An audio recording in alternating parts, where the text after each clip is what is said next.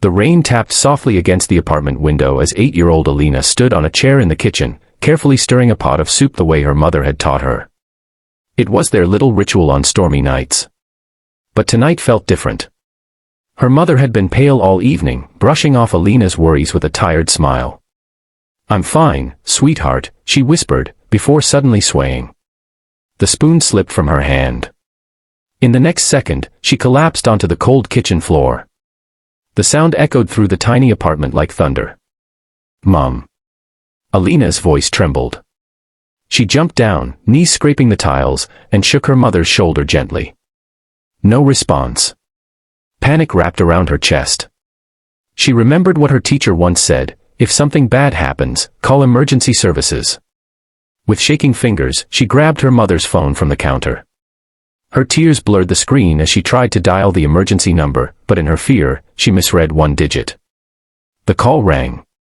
On the other side of the city, in the quiet of a high-rise office, billionaire tech entrepreneur Daniel Hayes was staring at spreadsheets and projections.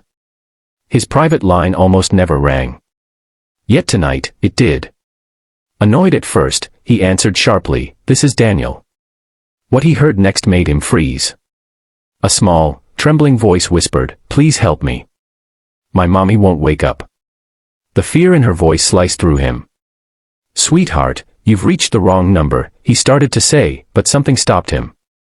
He heard the rain, the tiny sobs, the desperation. "Where are you?" he asked instead, standing abruptly from his chair. Alina tried to explain between hiccuping breaths, giving the only details she knew, the street name on a letter by the door and the bakery downstairs that smelled like cinnamon every morning. Daniel didn't hesitate. He signaled his assistant to trace the call and contact emergency services immediately. Within minutes, sirens were racing through the rain-slick streets. But Daniel didn't just wait for updates. He got into his car and told his driver to follow the ambulance. When he arrived at the modest building, he saw Alina sitting alone on the steps, barefoot, clutching the phone. She looked so small against the flashing red and blue lights. He approached slowly, kneeling to her level. "You called me," he said gently. She nodded, eyes wide. Paramedics rushed her mother to the hospital, later confirming it was a severe drop in blood pressure combined with exhaustion, but she would recover. Relief flooded Alina's tiny face when Daniel told her the doctor said her mother would be okay.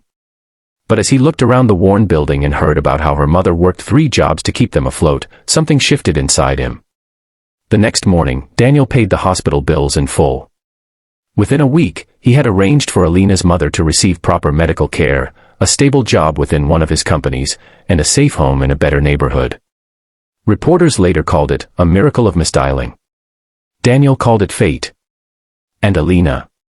She called it the night a stranger answered like an angel. Sometimes, the wrong number becomes the right miracle.